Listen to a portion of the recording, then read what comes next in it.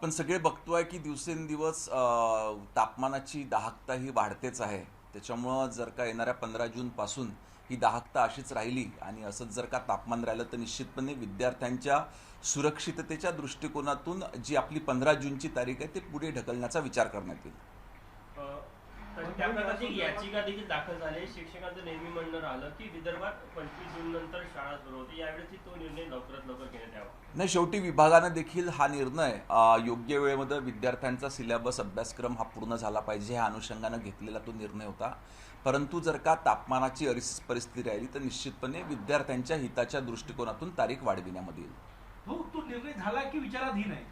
नाही, तो निर्णय अजून झालेला नाही, विचाराधीन आहे, परंतु याच्यावर लवकरात लवकर निर्णय घेण्यात येईल. हो, विद्यापीठाची पण तीच स्थिती आहे. विद्यापीठाच्या परीक्षा उन्हाळ्याच्या आणि दुपारच्या सत्रात आहे. विद्यापीठांना देखील तसे काही निर्देश देणार आहे. मला असं वाटतं आजच मी जेव्हा वृत्तपत्र वाचत होतो तेव्हा नागपूर विद्यापीठांच्या मान्य कुलगुरूंचं एक स्टेटमेंट त्याच्यामध्ये आलं आहे की सगळ्या परीक्षा ह्या जवळजवळ सकाळच्या स्तरामध्ये करण्यात येणार आहे. त्याच्यामुळे नंबर ऑफ जे आपले हे केंद्रांची संख्या आहे ती देखील वाढविण्यात येणार आहे. काही प्री प्रायमरी स्कूलच्या वगैरे बाबत काही महत्त्वपूर्ण विधेयक किंवा निर्णय होण्याची शक्यता व्यक्त मागच्या काही दिवसापासून लोकप्रतिनिधींच्या माध्यमातून प्री प्रायमरी स्कूल्स हे रजिस्ट्रेशन कुठेतरी शासनाकडे झालं पाहिजे याच्या संदर्भात कायदा आणण्याची मागणी होती. या अनुषंगानं विभागानं पूर्णपणे तयारी केलेली असून याचा मसुदा विधी व न्याय विभागाकडे मंजुरीकरिता पाठविण्यात आलेला आहे.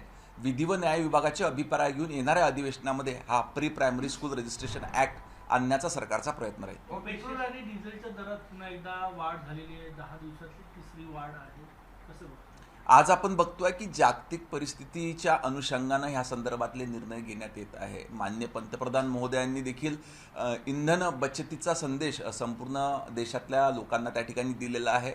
आपल्या देशातले नागरिक देखील याच्याकरता मोठ्या प्रमाणात सहकार्य करतायत, परंतु ही परिस्थिती लवकरच दुरुस्त होईल अशी अपेक्षा आहे. काँग्रेसनं पंतप्रधानांना महागाई मॅन असा उल्लेख केलेला आहे. नाही, मला असं वाटतं की जितक्या मोठ्या प्रमाणात अनेक शासकीय योजनांच्या माध्यमातून ह्या देशाच्या पंतप्रधानांनी सर्वसामान्य लोकांकरिता ज्या काही योजना लागू केल्या त्या माध्यमातून आपण बघतोय की सर्वसामान्य लोक केंद्रबिंदू मानून अनेक योजना राबविण्यात येत आहेत. त्याच्यामुळे विकासाच्या दिशेनं आपला देश हा त्या ठिकाणी चाललेला आहे. कुठेही महागाई त्या ठिकाणी वाढलेली नाही आहे. काही गोष्टींमध्ये महागाई वाढल्याचं राहू शकतं, ती जागतिक स्तरावर जे काही बदल त्या ठिकाणी होतात त्या अनुषंगानं काही गोष्टींची महागाई त्या ठिकाणी वाढली. राज्यामध्ये नीट परीक्षेचा पेपर फुटल्यानंतर खाजगी शिकवण क्लासेस संदर्भात अनेक प्रश्न उपस्थित केले जात आहेत. या अनुषंगाने राज्य सरकार या खाजगी शिकवण क्लासेस संदर्भात काही धोरण आणणार आहे का? निश्चितपणे खाजगी कोचिंग क्लासेस शिकवणी वर्ग जे आहे याच्यावर देखील कुठेतरी अंकुश असला पाहिजे अशी मागणी पालकांच्या वतीनं मोठ्या प्रमाणात तसंच पद्धतीने वेगवेगळ्या सामाजिक संघटनांच्या माध्यमातून होते आहे.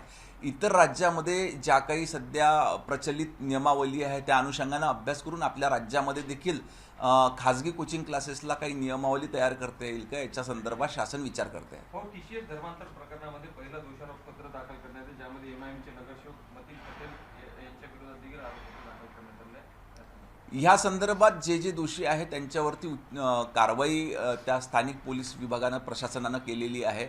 अजून याचा तपास चालू आहे. याच्यामध्ये जे जे लोक गुंतलेले असतील त्यांच्यावर देखील कारवाई करण्यात येईल. नागपूरमध्ये मागच्या 23 दिवसात 13 हत्या झालेल्या आहे. मागच्या 48 तासात 3 हत्या झालेल्या आहेत. कुठेतरी नागपूरसारख्या संवेदनशील शहरामध्ये हत्येचं सत्र सातत्याने वाढताना दिसतं.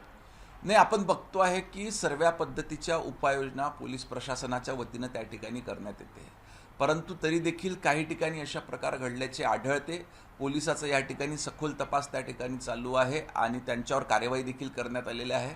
भविष्यात याच्यावर कशा आळा घालता येईल याचं देखील नियोजन पोलीस प्रशासनाच्या वतीनं चालू आहे. अंमली पदार्थांवरून गँगवॉर होत आहे. अतिशय संवेदनशील असलेल्या भागांमध्ये सुद्धा या गँगवॉरच्या घटना घडत आहे आणि MDचं खास करून प्रमाण फोफावत असल्याचं जरी कारवाई सुरू असली तरी दिसून येत आहे आणि त्यामुळे सगळे गँगवॉर आणि सगळे युवा पिढी वेगळ्या मार्गाने जाते. त्यामुळे विशेष अजून तीव्रतेने ती मोहीम राबवण्याची संपूर्ण जगामध्ये युवा पिढीमध्ये आपण बघतोय की अंमली पदार्थाचं सेवन करण्याचं प्रमाण वाढते आहे. ही अतिशय चिंताजनक बाब आहे.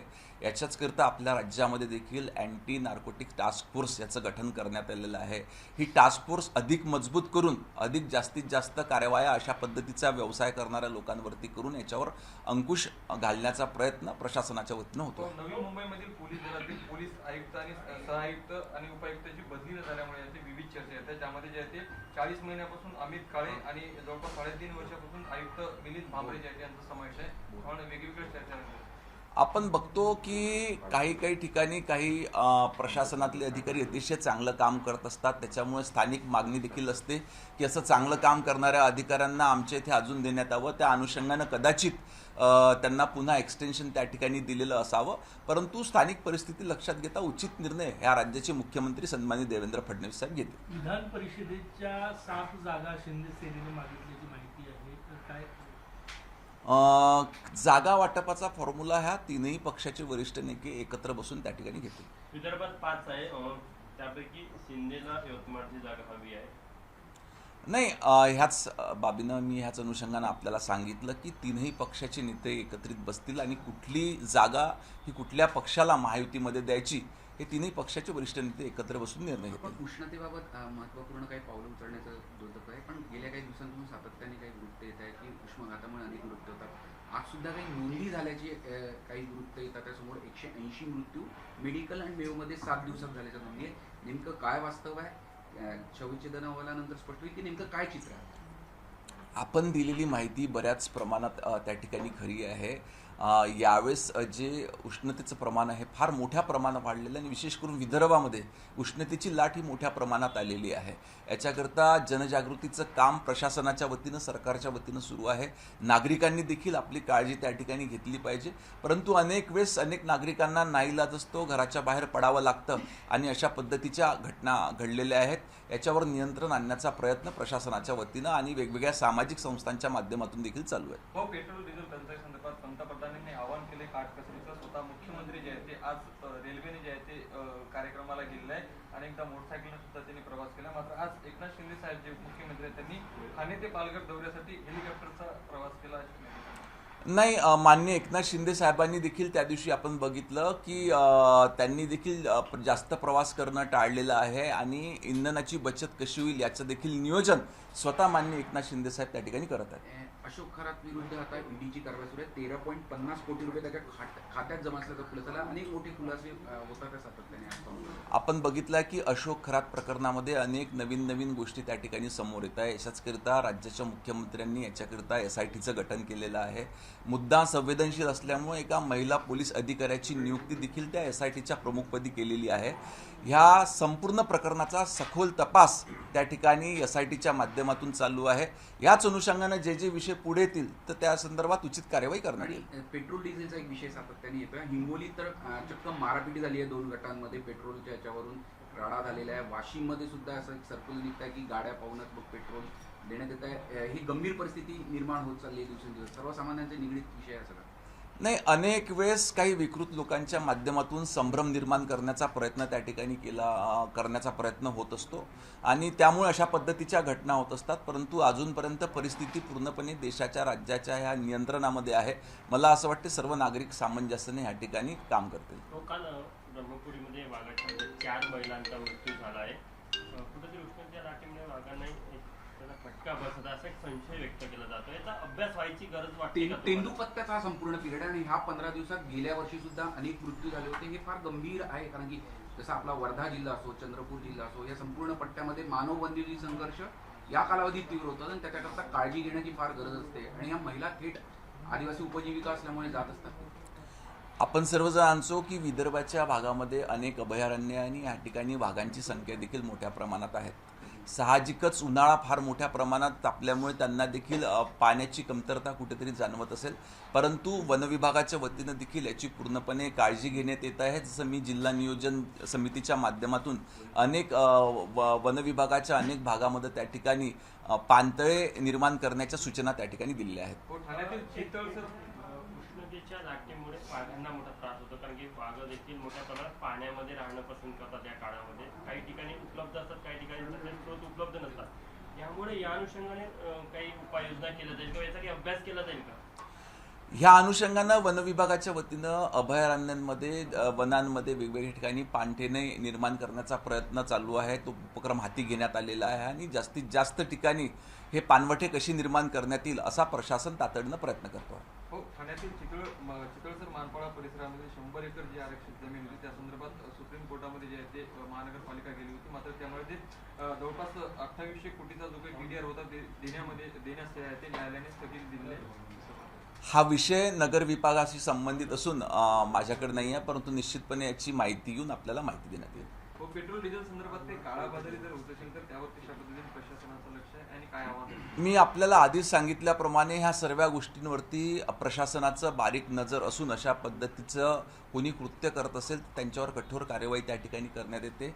आत्ताच मागे आपण बघितलं की आत्ता खरीपाचा हंगाम त्यावेळेस होता आणि काही ठिकाणीही खतांच्या बाबतीमध्ये बियाणांच्या बाबतीमध्ये काळाबाजार झाला होता. पोलीस प्रशासनानं कृषी विभागानं त्याच्यामध्ये पुढाकार घेतला, धाड देखील टाकल्या आणि अनेक ठिकाणी जप्ती देखील केलेली आहे.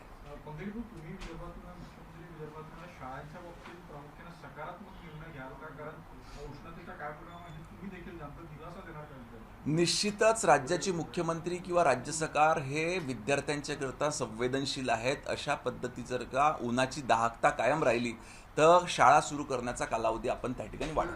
पण हे की ना अनेक वर्षांपासून सातत्याने होत आहे की शाळा या 15 तारखेला होतात, याच्यावरून वाद दरवर्षी होतात. खरं तर वास्तवता ही असते की 15 तारखेला विदर्भात शाळा सुरू करणं क्वाईट इम्पॉसिबल असतं. तरी हा निर्णय वारंवार होतो आणि त्याच्यावरून हे वाद होतात. यापुढे सुद्धा या बाबतीत काही म्हणजे एक धोरणात्मक निर्णय घेण्याची गरज तज्ज्ञ सुद्धा व्यक्त करताय आणि सातत्याने का होतं? हा जो निर्णय असतो तो एकंदरीत राज्याकरिता घेण्यात आलेला निर्णय असतो, परंतु भौगोलिक परिस्थिती लक्षात घेता विदर्भामध्ये आपण बघतो की जूनच्या महिन्यामध्ये देखील उष्णतेची दाहकता जास्त असते. म्हणून त्या अनुषंगानं तीच जर का परिस्थिती कायम राहिली तर आपण त्या पद्धतीचा निर्णय घेऊन शाळा सुरू करण्याचा कालावधी विदर्भाकरिता तरी किमान वाढवू. थँक्यू. एक छोटासा करून टाकू.